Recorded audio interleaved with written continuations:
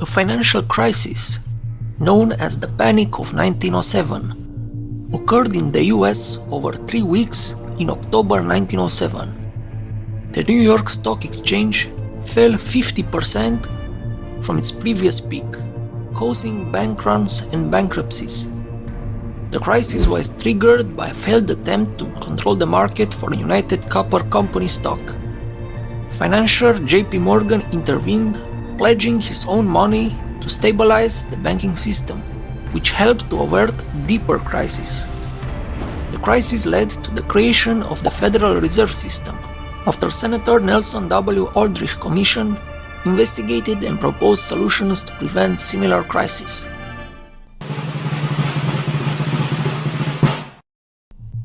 After President Andrew Jackson stopped the Second Bank of the United States from operating in 1836, the US didn't have a central bank, and the money supply in New York City changed with the country's agricultural cycle. This meant that every autumn, money left the city to buy harvests, and to attract money back, interest rates were raised. In 1906, the market started to decline after the Dow Jones Industrial Average reached a high in January.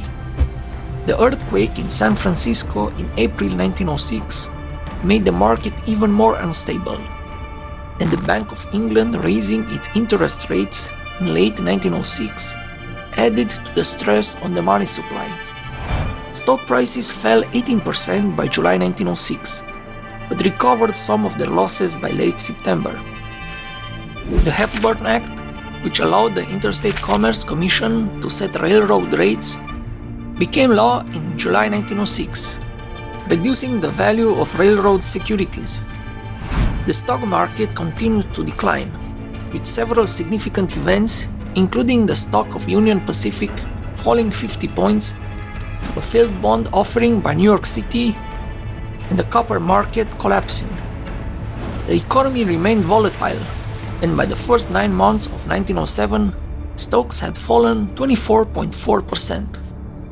These events, combined with the vulnerable banking system during the fall season, created a perfect storm that led to the Panic of 1907. The 1907 panic started with a plan to control the market for United Copper Company's stock. Frederick Augustus Heinze, a wealthy copper magnate, and his brother Otto came up with the scheme in collaboration with the notorious Wall Street banker Charles W. Morse. Morse had once successfully cornered New York City's ice market. They thought they could buy up most of the company's shares, then force others who had borrowed shares to pay a higher price to get them back. To do this, they needed a lot of money, so they met with Charles T. Barney, the president of Knickerbocker Trust Company. However, Barney did not provide the necessary funding, and Otto decided to go ahead with the plan anyway. On October 14th, Otto started buying up shares of United Copper, causing the price to rise in the first day from $39 to $52 per share, reaching nearly $60 the next day. But when he asked the borrowers to return the shares, they were able to find them elsewhere, and the price began to fall. By October 16th, the price had dropped to $10 per share, and Otto was financially ruined. After the failed attempt to control the market, Otto's brokerage house went bankrupt, and he was banned from trading on the New York Stock Exchange. The State Savings Bank of Butte, Montana, which was owned by Frederick Augustus Heinze, announced it was insolvent because it had lent money using United Copper stock as collateral. As a result, Frederick Augustus Heinze was forced to resign as president of the Mercantile National Bank in New York City. Depositors quickly withdrew their money from the bank, and soon other banks associated with Heinze and his partner Charles W. Morse were also affected. The New York Clearing House, a group of city banks, forced Morse and Heinze to give up their banking interests. By the next week, many regional stock exchanges across the country were closing or limiting trading. In the early 1900s, trust companies were growing rapidly, with their assets increasing by 244% in just a decade. One of the most respected trust companies was the Knickerbocker Trust Company, led by Charles T. Barney. However, due to his association with Charles W. Morse and Frederick Augustus Heinze, Barney was asked to resign on October 21st. This led to a loss of confidence among depositors, and on October 22nd, the Knickerbocker faced a massive bank run. Despite efforts to calm the crowd, $8 million was withdrawn in just a few hours, and the trust company was forced to suspend operations. As news spread, other banks and trust companies became reluctant to lend money, and interest rates soared to 70%. Stock prices fell to a low not seen in years, and the panic quickly spread to other large trusts. By October 24th, several banks and trust companies had failed, including the 12th Ward Bank, Empire City Savings Bank, and others. When the financial crisis hit New York's banks, the city's most famous banker, J.P. Morgan, was out of town.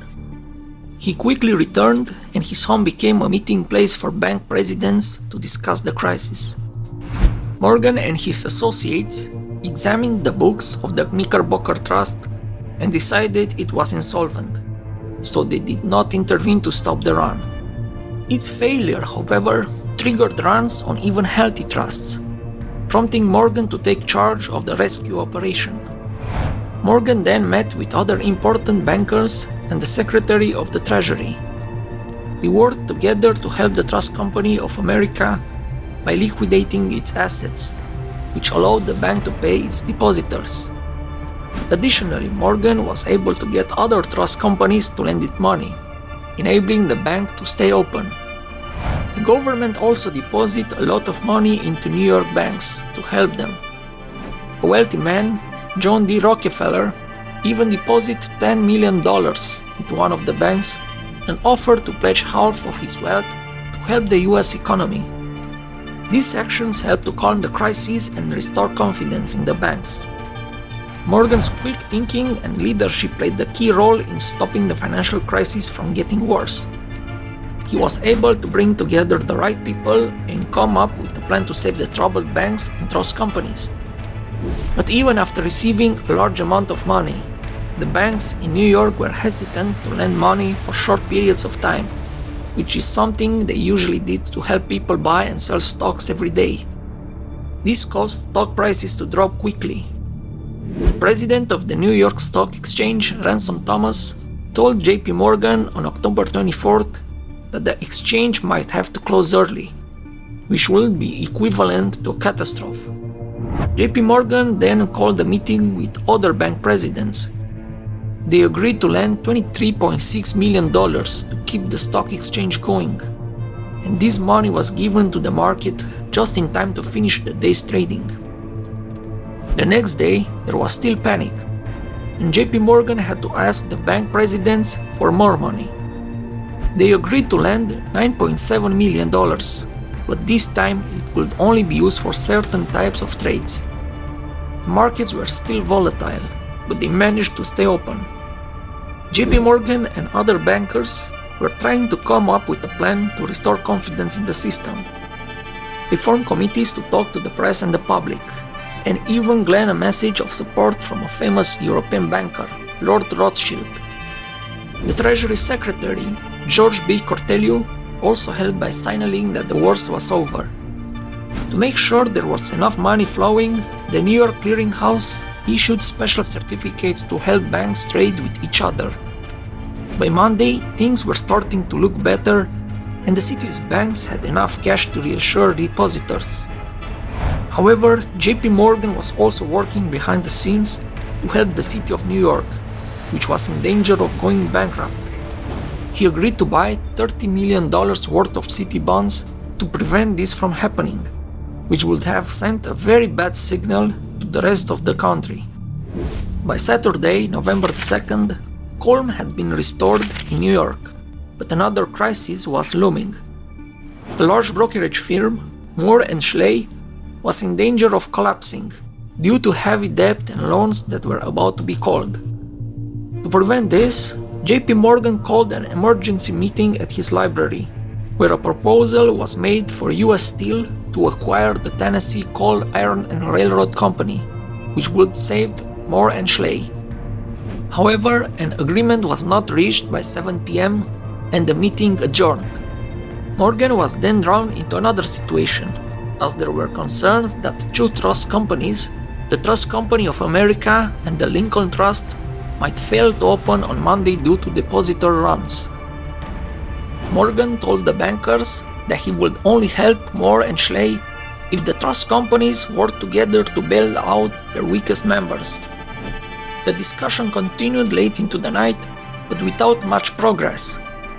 Morgan informed the trust company executives that keeping Moore and Schley afloat would require $25 million, and he would not commit these funds unless the problems with the trust companies were resolved.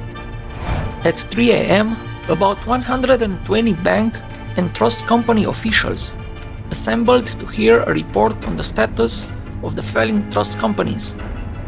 Morgan locked them in the library and forced a solution, persuading the trust companies to provide a $25 million loan to save the weaker institutions. With this commitment, Morgan allowed the bankers to go home. On Sunday, Morgan and other bankers worked to finalize the deal for US Steel to buy the Tennessee Coal, Iron and Railroad Company.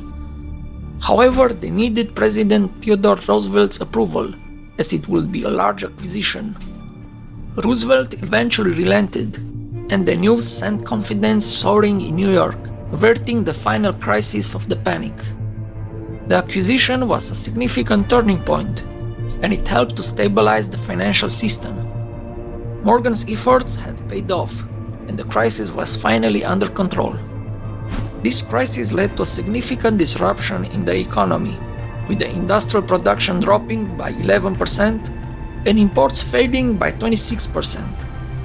Unemployment also rose to 8% from under 3%, and many businesses went bankrupt.